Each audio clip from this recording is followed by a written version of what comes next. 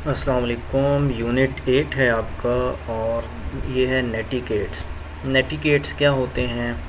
सबसे पहले तो आपको एटिकेट्स का पता होना चाहिए। एटिकेट्स मींस के अदब व आदाब जो आप रोज़मर्रा ज़िंदगी में जिनको फॉलो करते हैं कोई भी काम करते हुए। फॉर एग्ज़ाम्पल आप खाना खाने से पहले हाथ धोते हैं तो ये भी एटिकेट्स में आता है, मैनर्स में आता है, अदब व आदाब में आता है। किसी से मिलते मिलाते हैं अस्सलाम वालेकुम कहते हैं, कहीं पे जाते हैं इजाज़त लेते हैं, किसी कमरे में दाखिल होते हैं इजाज़त लेते हैं, किसी दफ्तर में क्लासरूम में दाखिल होते हैं तो इजाज़त लेते हैं। अब कुछ एटिकेट्स या मैनर्स ऐसे हैं जो किसी मुल्क में स्पेसिफ़िक हैं, जैसे कि मुस्लिम कंट्रीज़ हैं वहाँ पे अस्सलाम वालेकुम ये जो है आपको इस्तेमाल में नज़र आएगा। लेकिन कहीं पे हेलो हाय और कुछ वेस्टर्न कंट्रीज़ हैं या अमेरिका वगैरह वहाँ पे इस तरह के वर्ड्स यूज़ होते हैं। तो कुछ जैसा कि खाना खाने से पहले हाथ धोना है, ये वाले जो एटिकेट्स हैं ये तमाम दुनिया में राइज हैं, हर जगह पे आपको ये अमल में नज़र आएंगे। इसके बाद आपको अगर इसके बारे में कहा जाए कि नेटिकेट्स क्या है, तो नेटिकेट्स बेसिकली 2 वर्ड्स की कम्बिनेशन है। एक है इसमें इंटरनेट जिसको हम शॉर्ट में नेट कहते हैं, और दूसरा है वर्ड एटिकेट्स। तो दोनों को मिला के एक वर्ड बना नेटिकेट्स। मींस के ऐसे रूल्स एंड रेगुलेशंस जिनको हम फॉलो करते हैं जब हम इंटरनेट का इस्तेमाल करते हैं। इसके बाद किसी भी सोसाइटी में या आप अपने नेबरहुड में देखें तो क्या होता है, आप जो आपस में रहते हैं हमसाए में या पड़ोस में जो आपके लोग रहते होंगे, तो आप उनके साथ आपका बर्ताव मुअद्दबाना होता है, आप उनके साथ अच्छा बर्ताव करते हैं और बदले में वो भी आपके साथ मस्बत रवैया रखते हैं। अगर आप अच्छा नहीं बरतेंगे उनके साथ तो बदले में आपके साथ भी ऐसा होगा। तो इसी तरह जब आप इंटरनेट पे काम करते हैं, इंटरनेट इस्तेमाल कर रहे होंगे, इस दौरान आपका रवैया लोगों के साथ मस्बत होना चाहिए, डिसेंट होना चाहिए, रिस्पेक्टफुल होना चाहिए, ताकि वो भी आपकी रिस्पेक्ट करें इसके बदले में। देन आ जाता है हमारे पास जो इससे अगला जो पैराग्राफ है, वहाँ पे बात हो रही है कि अगर आप एक दूसरे की रिस्पेक्ट करेंगे तो आप दूसरा भी आपसे यही बर्ताव रखेगा जो आप उसके साथ रखेंगे। फिर नेटिज़न्स या साइबर सिटीज़न्स क्या होते हैं? इंटरनेट पे जितने भी लोग इस्तेमाल कर रहे होंगे इंटरनेट यूज़र्स, उन तमाम को हम नेटिज़न्स कहते हैं। जैसे हम सिटीज़न्स कहते हैं ना, सिटीज़न यानी कि शहरी, तो इंटरनेट के जो इस्तेमाल करने वाले हैं वो नेटिज़न्स या साइबर सिटीज़न। साइबर का वर्ड जहाँ पे आएगा दैट मीन्स इंटरनेट, तो साइबर सिटीज़न्स भी कहते हैं या नेटिज़न्स भी कहते हैं। इंटरनेट यूज़र्स बेसिकली जो आपस में कम्युनिकेट करते हैं ओवर द इंटरनेट, वो साइबर सिटीज़न्स या नेटिज़न्स कहलाते हैं। फिर कुछ स्टैंडर्ड रूल्स हैं या कॉमन नेटिकेट्स जिनकी बात होती है जो आप इंटरनेट यूज़ करते हुए जिनको फॉलो करते हैं, वो क्या है? सबसे पहला उनमें बिहेवियर है। बिहेवियर का मतलब है कि आप जब इंटरनेट पे कोई भी किसी जगह पे आप लिख रहे हैं, टाइप कर रहे हैं, कुछ भी काम कर रहे हैं, तो आपका जो रवैया है, बिहेवियर है, वो लोगों के साथ अच्छा होना चाहिए। अगर आप उनके साथ अच्छा रवैया रखेंगे तो बदले में वो भी आपके साथ नाइस एंड काइंड वे में बात करेंगे। एप्रोप्रिएट लैंग्वेज, इसका मतलब है कि आपके जो ज़बान है, जो आप अल्फाज इस्तेमाल कर रहे हैं दूसरों के लिए या उनसे बातचीत करते हुए, वो बहुत मुनासिब हों, उनमें कोई ऐसा बुरा लफ्ज़ ना हो, कोई बुरे अलकाब ना हो कि जिनसे वो डिसहार्ट हों और फिर वापस आपके साथ कोई झगड़ा हो। अगर कोई आपके साथ ऐसे करता है, इनअप्रोप्रिएट लैंग्वेज यूज़ करता है, तो आप क्या करें? आप उनके साथ बात ना करें, इग्नोर कर दें उनको, ताकि बात बढ़े ही नहीं। तीसरी बात आती है proper way of addressing. Addressing का मतलब है मुखातिब करना। जैसे आप किसी को बड़े या छोटे को मुखातिब करते हैं, कुछ भी कहकर बुलाते हैं, तो उसके लिए है कि आप क्या कहकर बुलाते हैं। फॉर एग्ज़ाम्पल बड़ों को आप कहकर बुलाते हैं, अपने से छोटों को उनको भी प्यार के साथ बुलाते हैं। तो इंटरनेट पे भी कुछ अदब व आदाब हैं कि आपके साथ अगर कोई फ्रेंडशिप में है इंटरनेट पे, तो आप उनका निक नेम या पेट नेम के साथ बुला सकते हैं, लेकिन लाजमी नहीं कि दूसरा जो है वो आपका दोस्त या कोई जानने वाला ही हो। तो आपको फॉर द फर्स्ट टाइम उनको प्रॉपरली एड्रेस करना होता है, उनको अच्छे अलकाब से बुलाना होता है, ताकि ये नहीं कि आप उनका मजाक उड़ाना शुरू कर दें या उनके कोई नाम बिगाड़ें या कोई नाम रखें, तो ताकि इससे क्या होगा, फिर झगड़ा होगा। तो आपने इससे अवॉइड करना है। तीसरी चीज़ आ जाती है, सॉरी नंबर 4 पे है आपके पास कैपिटल लेटर्स। कैपिटल लेटर्स का मतलब है जैसा कि ये आपको नज़र आ रहा है, ये कैपिटल लिखा हुआ है नेटिकेट्स।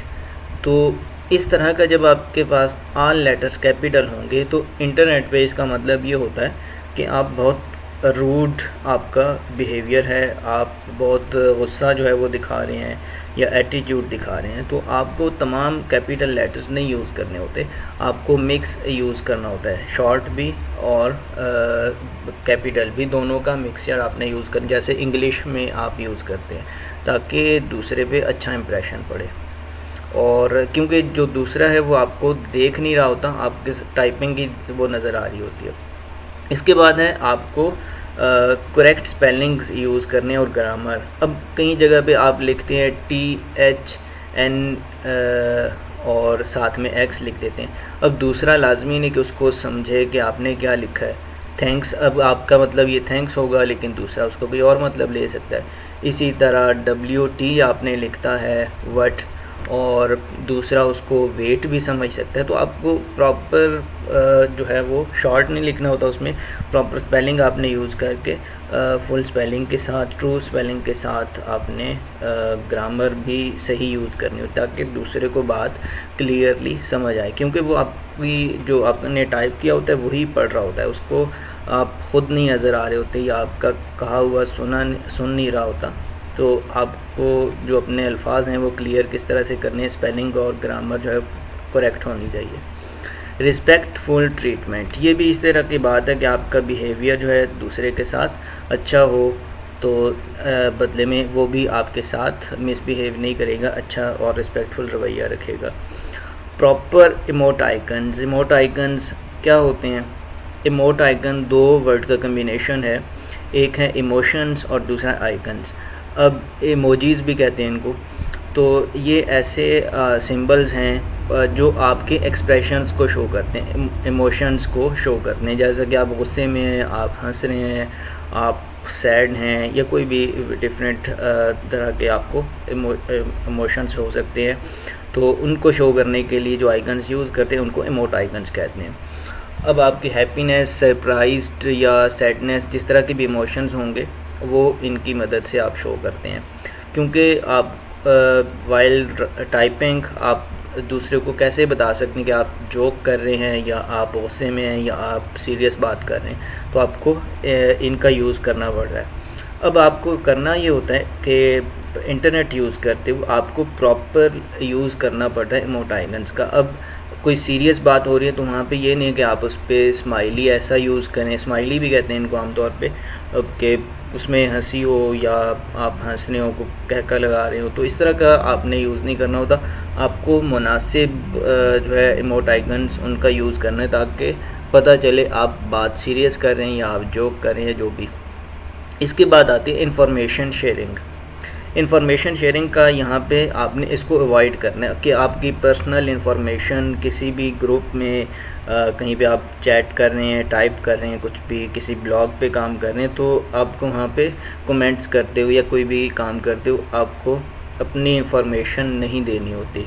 जैसे कि आपका फ़ोन नंबर, आपका CNIC या B फॉर्म नंबर, या आपके पेरेंट्स नेम, आपकी लोकेशन, आप कहाँ पे रहते हैं, आपके पेरेंट्स क्या करते हैं, इस तरह की जितनी भी आपकी पर्सनल इंफॉर्मेशन है ये तमाम आपने अवॉइड करनी होती है, क्योंकि इसका मिसयूज़ हो सकता है। आपको इसलिए चीज़ें अवॉइड करनी होती हैं over the internet. Either you are part of a group और आप किसी से पर्सनली भी हैं, तो आप इसको अवॉइड करें। इसके बाद आ जाता है कॉपीराइट इश्यूज़। कॉपीराइट इश्यूज़ का मतलब है, कॉपीराइट सबसे पहले क्या होता है? कोई भी काम कोई बंदा करता है, कोई बुक पब्लिशर है, वो कोई किताब जो है वो शाये करते हैं, या कोई न्यूज़पेपर है, तो उनके पास उनका कॉपीराइट होता है। इसका मतलब ये कि कोई दूसरा उसको एज़ इट इज़ यूज़ नहीं कर सकता, रिप्रोड्यूस नहीं कर सकता, उसी को दोबारा नहीं छाप सकता, क्योंकि वो उनकी अमानत होती है। तो कोई और जो है वो उसको अगर करेगा तो उस पर फिर कानूनी कार्रवाई वो कर सकते हैं। तो इसको हम कॉपीराइट का नाम देते हैं। अब कोई अगर पेंटिंग बनाता है तो वो क्या होता है, उसका आइडिया है, उसका पर्सनल, तो आप उसको चुरा नहीं सकते, या किसी ने कोई कहानी लिखी है तो वो भी उसका कॉपीराइट है, कोई दूसरा उसको एज़ इट इज़ यूज़ नहीं कर सकता। आपको अगर उसका यूज़ करना ही है तो आप उसको स्टडी करेंगे और उससे उसको अपने अल्फाज में आप बयान कर सकते हैं, नॉट कि आप उसको एज़ इट इज़ यूज़ करें। कोई प्रोजेक्ट के लिए जैसे आपको इंटरनेट से इंफॉर्मेशन लेनी होती है या कोई आपने काम करना है किसी भी सब्जेक्ट से रिलेटेड, तो उस टॉपिक की इंफॉर्मेशन आप वहाँ से स्टडी करें और उसको अपने अल्फाज में बयान करें, नॉट कि आप उसको एज़ इट इज़ यूज़ करें। तो इसको हम कॉपीराइट का नाम देते हैं, क्योंकि ये गलत होता है कि आप एज़ इट इज़ कोई चीज़ कॉपी करें। इसके बाद आ जाता है honesty. Honesty is the best policy. आम ज़िंदगी में भी आप अगर अमानत पे अमल पैरा हैं तो क्या होता है, आपके लिए कामयाबी है। और अगर इंटरनेट की बात करें तो वहाँ पे अगर लोग ऐसा करते हैं, आजकल बहुत आम है, ये आपने भी सुना या देखा होगा कि लोग फेक आईडीज़ बनाते हैं, मींस कि they intend to be the person they are not. वो ऐसे लोगों के नाम से आईडी बनाएंगे जो कि वो ख़ुद नहीं होते। वो कहेंगे हम फ़लाना क्रिकेटर हैं या फ़लाना एक्टर हैं, या जबकि वो नहीं होंगे। तो उनको जो ऐसा काम करते हैं ये फ़ेक आईडीज़ बनाते हैं। ये है कि आप अपने निक नेम से या कोई इस तरह की आईडी बना सकते हैं, लेकिन वो आप ख़ुद नहीं होंगे। लेकिन जब कोई ऐसे नाम से आईडी बनाए जो कि वो ख़ुद नहीं है, किसी दूसरे को वो दिखा रहा हो किसी और की पिक्चर लगा के और उसका नाम यूज़ करके कि वो फ़लाँ पर्सन है, तो दैट इज़ टोटली रॉन्ग। और ये उसमें आता है, आप फेकनेस जितनी भी इस तरह की है तो इसको अवॉइड करना चाहिए, ये बेईमानी में आता है। इसके बाद है आपके पास फॉलोइंग रूल्स। आपको इंटरनेट पे रूल्स को फॉलो करना होता है। आप किसी भी वेबसाइट है उसको विज़िट करते हैं, वहाँ के कुछ रूल्स होंगे। कोई भी आपके पास अगर सोशल मीडिया प्लेटफॉर्म है वहाँ के रूल्स होंगे, या कोई ब्लॉग है वहाँ के अलग से रूल्स होंगे, तो आपको उनको फॉलो करना होता है। अगर आप फॉलो नहीं करेंगे तो वो आपको वहाँ से एग्ज़िट कर सकते हैं, बैन कर सकते हैं, ब्लॉक कर सकते हैं। इसी तरह आपके पास जो एक और इसमें स्टैंडर्ड है, रूल है, या जैसे आप कहते हैं कि नेटिकेट है, वो है रिस्पेक्टिंग प्राइवेसी, कि आप दूसरे की प्राइवेसी का ख्याल रखें। फॉर एग्ज़ाम्पल किसी की डायरी है, जैसा कि वो नहीं पढ़नी चाहिए, कि वो उसकी पर्सनल उसमें बातें होती हैं, अमानत होती है। इसी तरह इंटरनेट पे आपको अगर किसी का पता चल गया कि आप उसकी इंफॉर्मेशन है, किसी की आईडी का आपको पासवर्ड पता चल गया, तो आपको उसको डैमेज नहीं करना होता किसी तरह से भी। डैमेज का मतलब यहाँ पे ये है कि आप उसको मिसयूज़ ना करें। या आपको अगर किसी का प्रोफाइल है, आप उसको विज़िट करते हैं, तो वहाँ पे उसकी कुछ सेटिंग्स होंगी, उसकी कुछ प्राइवेसी होगी कुछ, तो आप उसको इंटेंशनली या अनइंटेंशनली आप उसको किसी भी तरह से मिसयूज़ नहीं करें, तो उसका रिस्पेक्ट करनी चाहिए। तो ये तमाम आपके पास नेटिकेट्स हैं या स्टैंडर्ड्स हैं जिनको आपने फॉलो करना होता है ओवर द इंटरनेट। फिर ईमेल क्या है? ईमेल बेसिकली इलेक्ट्रॉनिक मेल का शॉर्ट फॉर्म है ईमेल। इलेक्ट्रॉनिक मेल आमतौर पे हम कहते हैं कि जब आप ख़त लिखते हैं तो उसको हम मेल कहते हैं। डाकखाने भेजेंगे, वहाँ से आगे फिर जहाँ भी उन्होंने भेजना होगा भेज देंगे, और दूसरे एंड पे फिर वहाँ पे डाकखाना होगा, वो जिस घर में आपने भेजना होगा वहाँ पे चला जाएगा, या जिस भी ऑफिस में। ये होती है मेल। अब वही चीज़ आप जब कंप्यूटर से दूसरे कंप्यूटर को भेजते हैं दुनिया में कहीं भी, तो उसको हम इलेक्ट्रॉनिक मेल का नाम देते हैं या ईमेल का। अब ये फास्टेस्ट वे है आपकी कम्युनिकेशन की। इससे ये होता है कि आपने कोई भी लेटर या फाइल आपने तैयार की और एक कंप्यूटर से दूसरे कंप्यूटर में भेज दी, दुनिया में कहीं भी यूजिंग दी इंटरनेट। अब ये बहुत तेज़ी से ट्रांसफ़र होगी, विद इन मिनट्स या सेकंड्स ये ट्रांसफ़र हो जाएगी और इसके बाद क्या होगा कि दूसरे कंप्यूटर पे रिसीव हो जाएगी उसी टाइम पे। और वो इसमें आपके पास फ़ायदा ये है कि आप वीडियो भी भेज सकते हैं, इसमें ऑडियो भेज सकते हैं, कोई डॉक्यूमेंट भेज सकते हैं। तो आपके पास मल्टीपल ऑप्शंस हैं। ये नहीं होता कि आपको सिर्फ इसमें टेक्स्ट जो है वो आप भेज सकें, पिक्चर्स भी भेज सकते हैं। तो ईमेल को प्रॉपरली फॉर्मेट करना चाहिए। फॉर्मेशन आपने पढ़ी है कि MS वर्ड में कैसे आप फॉर्मेटिंग करते हैं, किस तरह से आपको टेक्स्ट की फॉर्मेटिंग होती है, उसको बोल्ड डालने के जो भी चीज़ें करनी होती हैं, उनकी अलाइनमेंट और जो जिस तरह से भी डेफिनेट आपने उसमें चीज़ें पढ़ी। तो इसी तरह जो आप लिखते हैं तो उसकी बनावट या जो उसकी आउटलुक है उसको प्रॉपरली आपने सेट करना होता है। तो उसको हम फॉर्मेटिंग का नाम देते हैं।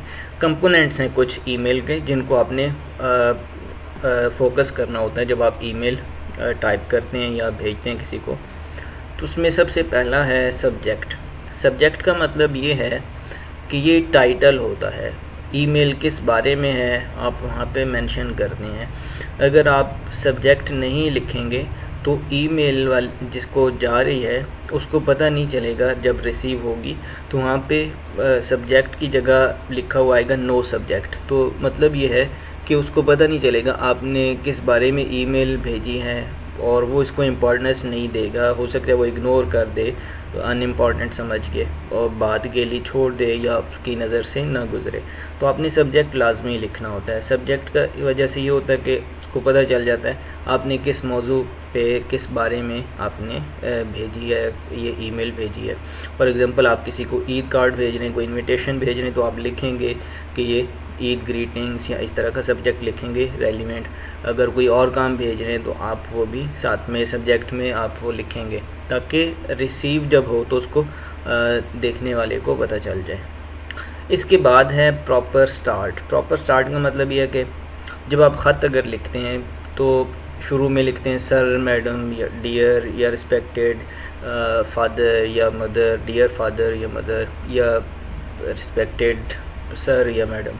तो ये सारी चीज़ें प्रॉपर स्टार्टिंग में आती हैं। आप किसी को एड्रेस करेंगे, किसी को मुखातिब करेंगे, फिर उसके बाद जो आपने बात कहनी होती है शुरू में कि आप किस लिए ये लेटर लिख रहे हैं, तो वो भी आप शुरू में बताते हैं कि आप क्यों लिख रहे हैं। तो ये प्रॉपर स्टार्टिंग के लिए एक तरीक़ाकार है। आपने जिस तरह से इंग्लिश में इसको या उर्दू में फ़ॉलो करते हैं, इसी तरह यहाँ पे जब ईमेल लिखेंगे तो ईमेल में भी इसको फॉलो किया जाता है।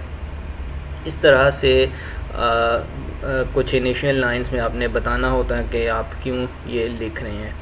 इसके बाद आ जाता है आपके पास अल्फ़ाबेट केस। अब अल्फ़ाबेट केस यानी कि आपने तमाम जो अल्फ़ाबेट्स हैं वो कैपिटल नहीं यूज़ करने होते, ना ही तमाम जो अल्फ़ाबेट्स हैं वो आप स्मॉल यूज़ करते हैं। अगर आप स्मॉल यूज़ करेंगे स्मॉल केस तो इसका मतलब ये होगा कि आप सुस्त हैं, लेज़ी हैं। और अगर आप ऑल कैपिटल यूज़ करते हैं तो दैट मीन्स कि आप बहुत रूड हैं। तो इसलिए आप दोनों को अवॉइड करेंगे और मिक्स यूज़ करेंगे। और जैसा कि सेंटेंस केस में होता है, जैसा कि इंग्लिश में आप नॉर्मली लिखते हैं कि हर सेंटेंस का फर्स्ट लेटर कैपिटल होता है, फर्स्ट वर्ड का फर्स्ट लेटर कैपिटल। इसी तरह से आपको जितने भी इंग्लिश रूल्स हैं उनको फॉलो करना चाहिए ड्यूरिंग क्रिएटिंग एन ईमेल। तो इसके बाद आपके पास आ जाता है, अगर आप अल्फ़ाबेट केस यूज़ करते हैं तो आपके पास ये बताया गया यहाँ पे लेज़ी और केयरलेस हैं। अगर आप वेरी स्मॉल केस यूज़ करते हैं और कैपिटल केस में आप रूड कहलाएंगे, तो आपको दोनों का मिक्सचर यूज़ करना चाहिए। ग्रामर भी प्रॉपर होनी चाहिए, स्पेलिंग भी ठीक होने चाहिए। इसके बाद आ जाता है formatting. Formatting an email simply and correctly is an important task.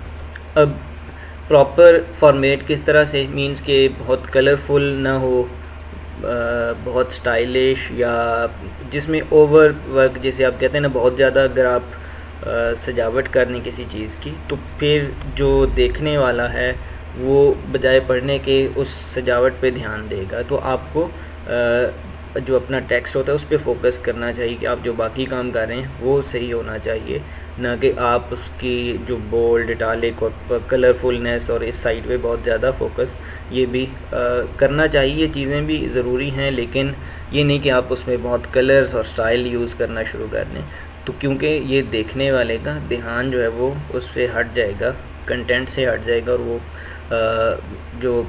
इस कलर्स पे और इन पे तवज्जो देना शुरू कर देगा।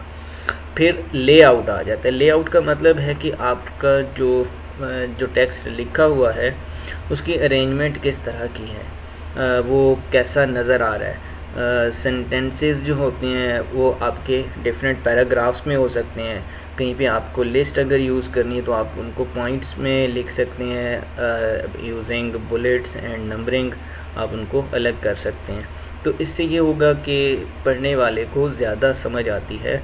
अगर आपकी ईमेल काफ़ी सारे उसमें लाइंस हैं तो आप उनको अलग अलग पैराग्राफ्स में, 2 या 3 पैराग्राफ्स में या मल्टीपल पैराग्राफ्स में लिख सकते हैं, ताकि देखने वाले को ज़्यादा अच्छा जो है वो फील हो, उसकी रीडेबिलिटी अच्छी हो।